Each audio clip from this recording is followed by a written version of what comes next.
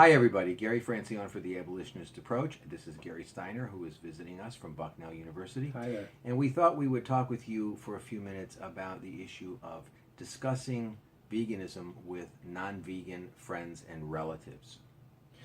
Right. So we all know that we live in a society that is predominantly non-vegan. Is that true? So I've been told. Harris polls seem to bear this out.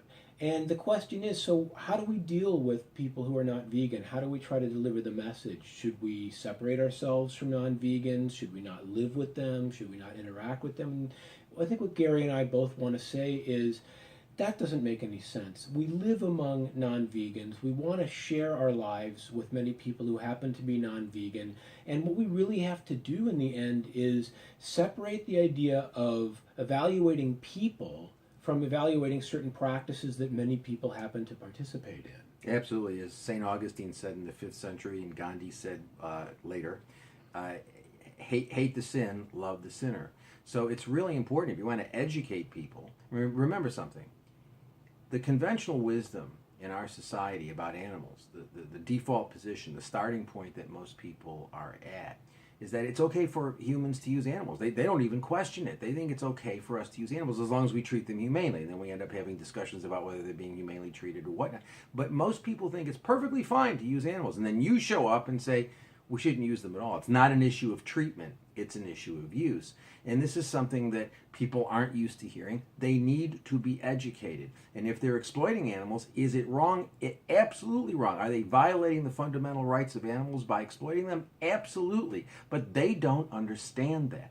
Right. And it's not a matter of putting people on the defensive or trying to shout them down with some sort of an argument. It's trying to extend a hand to them and trying to get them into a larger circle of moral concern that includes all sentient life, and trying to sort of normalize, so to speak, for human beings the idea that non-human animals care about their lives every bit as much as we care about our lives. And what would it be like if I were in that animal's position?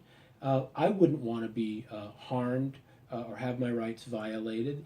And we happen to be in the position of being able to do something about that.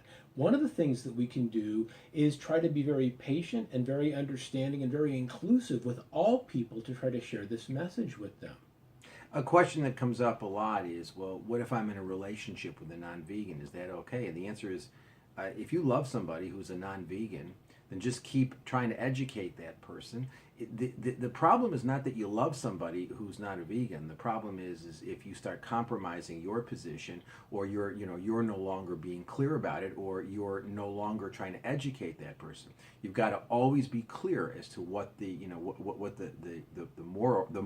basic morality is in the situation. But the idea that you shouldn't love somebody who's not a vegan, or that you shouldn't be friends with people who aren't vegans, is just silly in my view. Right. In fact, it kind of contradicts the very kind of motive force behind veganism, which is a sense of loving concern for all of sentient life. So it wouldn't make sense to say, well, I have a certain moral concern for non-human animals, but I'm going to sort of suspend that in the case of my fellow human beings. It's really about having an open-hearted relationship to every sentient being.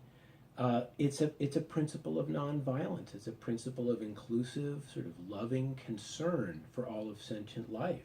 There's got to be a way to try to convey that to other people without making them feel like they're on the defensive, or that they're being judged, or that they're being somehow condemned.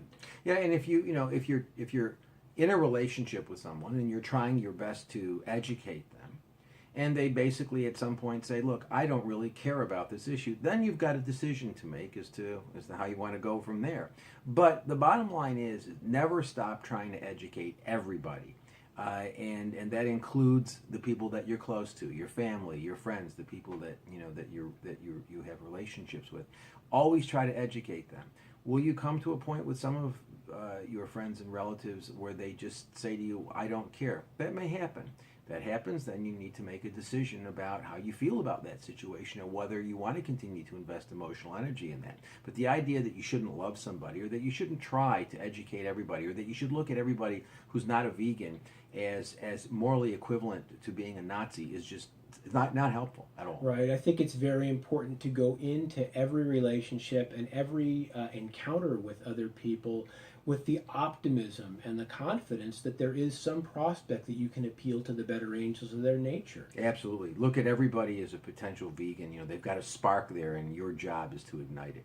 Thank you very much for listening. For all the information that you want about veganism, go to our website, howdoigovegan.com. Thanks a lot. Thank you.